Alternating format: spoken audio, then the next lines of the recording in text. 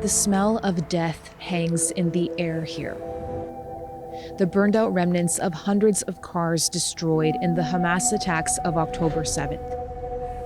Some lit on fire, investigators say, with their passengers still inside.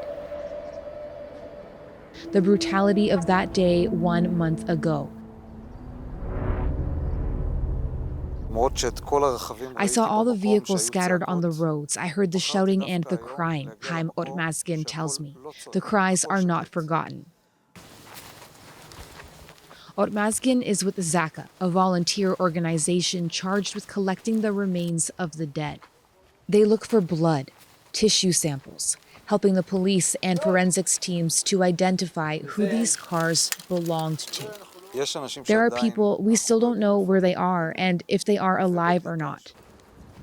Like so many here, Chaim is completely traumatized.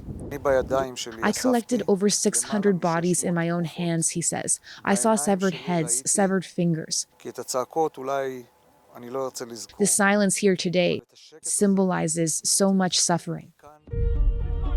Many of the cars came from the attack on the Nova Music Festival.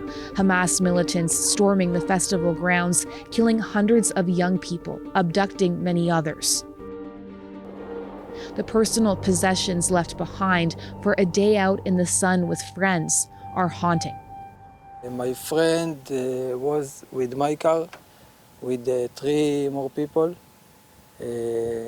One stayed there, he's not alive. So scared. Itamar Dahari survived, but his friend Aliyah didn't.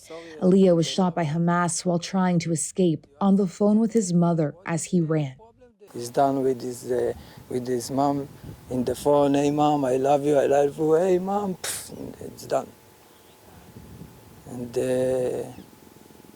all this fucking shit, you know. This was the car Aliyah was driving. Itamar was with other friends that day. Still, he feels guilty. And because I was there in the real time to take him out, to help him, to be with him, because he's feel alone. And still more destroyed vehicles have just been brought to this lot. These come from near Oz, almost half of its residents killed or taken hostage, one of the many kibbutzim stormed by militants. This lot tells so much of the story of October 7th, because along with all of the destroyed vehicles, you also have this pile of motorcycles and these trucks that were used by Hamas during the attacks. They're kept as far away from the others as possible, at the far end of the dirt field. This truck has what looks to be a machine gun position.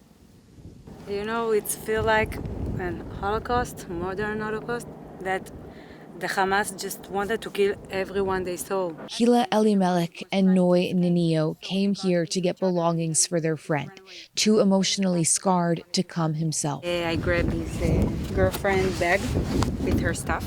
He's alive, but he can come here. How do you feel seeing all these cars? Shocked. I can't imagine what happened to the people at the festival. I can't think about it. Smoke hangs over Gaza, just about 5 kilometers away from here. Outgoing artillery fire booms, reminders of the war and untold suffering triggered by this attack. Itamar backs Israel's fight, his heart hardened. We just wait for the end, to know that Gaza is not here anymore. Don't want to scare anymore, not there and not in my house and not in another country, no.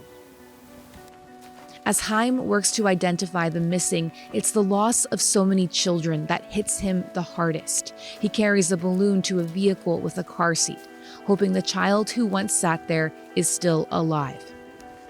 Even as hope here can be hard to hang on to.